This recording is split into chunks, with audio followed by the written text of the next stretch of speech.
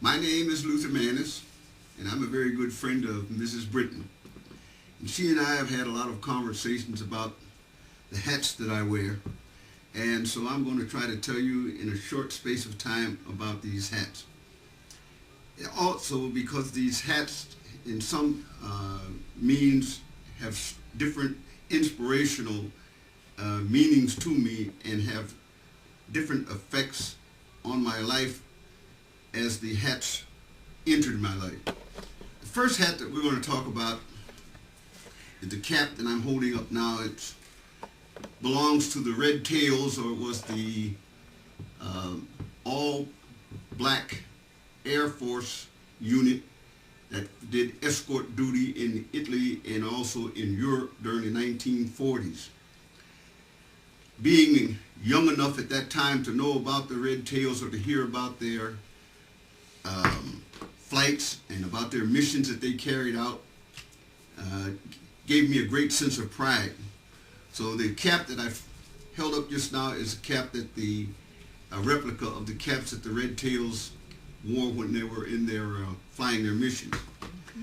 This cap is one that I just received recently because the Red Tails right now are in the process of having restored a P-51 Mustang, which is one of the planes that they flew, and they're going to be using it to fly around as an educational unit with a plane plus a backup trailer to educate kids throughout the United States of all races, religions, and colors, to let them know about the exploits of these gentlemen and how they perform these outstanding duties under some of the most trying times when they couldn't even go into a restaurant and sit down and have a sandwich. The second hat has to do with my going into the Army in 1946. This cap represents gentlemen that I have been known since March of 1946 and know some of them that are still alive today. One of the most outstanding and most inspirational persons that were involved with this 9th Ordnance Training Battalion was a Colonel Stanford R. Hicks, who today is alive and a retired officer down in Washington, D.C. At the time that I met Hicks, he was a captain and the adjutant of this particular, of the headquarters company of the 9th Ordnance Training Battalion. Colonel Hicks became an inspiration to me because of the manner in which he wore his uniform. He was a thin, well-built man, handsome young gentleman, and that uniform just made him look like he was, could just call him splendor. And I wanted to be like him. But at that particular time, being a high school dropout, it didn't look like that was going to be in my grasp.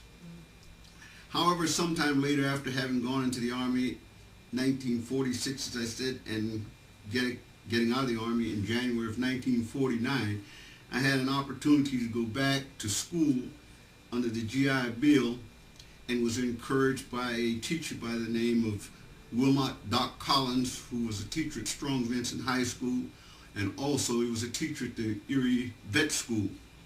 Well, he was the one who encouraged me to go to college and put me in position for me to be like Colonel Hicks. The hats that you see me now are caps that are worn by the current military service, the blue distinguishing the infantry. However, the buttons that I have on here are civilian buttons. On this case are from Mercyhurst College, and one from the military that honors our service. And of course, a hero gentleman called Thurgood Marshall, who went to the first black on the Supreme Court. And of course, our national emblem, the flag. And we also have an emblem there from Edinburgh University, and one that I have on here now from Ireland, from a friend of my spouse who went to Ireland and bought this back and thought it would be nice for me to put it on there, so that's on this hat. This one I call my hat that I wear in my signature cap, because I wear this hat everywhere almost all the time. In the meantime, I'll change up with these others.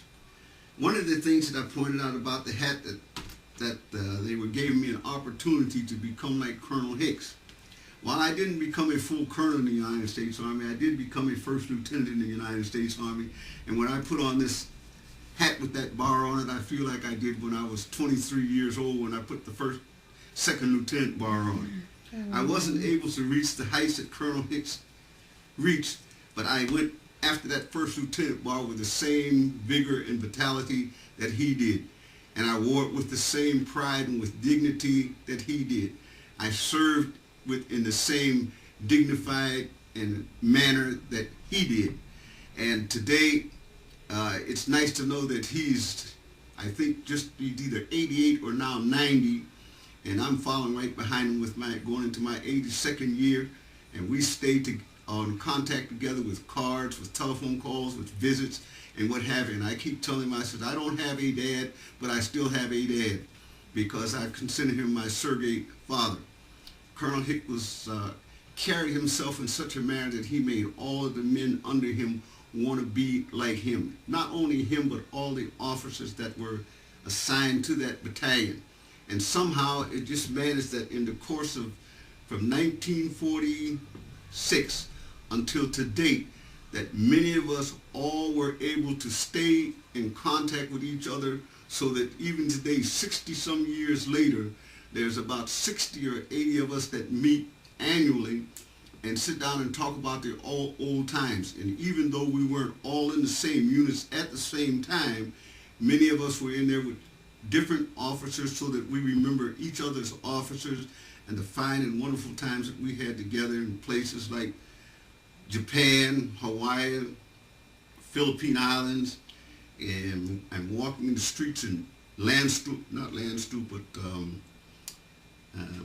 in Germany, and one of my friends who I had left in 1949 in Ikego Ammunition Depot is walking the streets, and I looked up and I said, Paige! And we got together, because I did the same thing in 1973. I was in Massachusetts going through a course on the Boston University, and I walked around a great big submarine, diesel submarine panel that was being made, and I saw this guy, and I took a look at him, and I said, no, I don't know who that is. And I walk around and I take another look, and he's looking at me, and come to find out, here's another one of my soldier friends that had gotten out of the service. The same thing happened down in Fort Gordon, Georgia, back in 1953. I'm walking the streets, and I hear somebody calling my name. I'm trying to figure out who it is, and here's another kid that I had left in 1949. So over the time, we have had the chance to stay together, and all of these hats compile all those different memories. And if I had it all over to do it again, I'd do it twice, only better.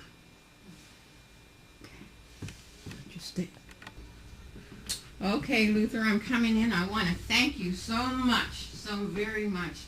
These wonderful young black men that fought in the war for us, that you two and all the black men that were with you helped to make this country what it is. And people don't even recognize that. It's like you're not here anymore. But you are. You're here. And God has blessed you to go all over the world.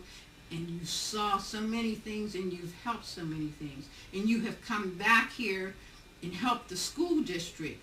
And you need to be recognized. And that's why I wanted you here in my home today, to grace my home. And to let me say thank you for being there for me and mine.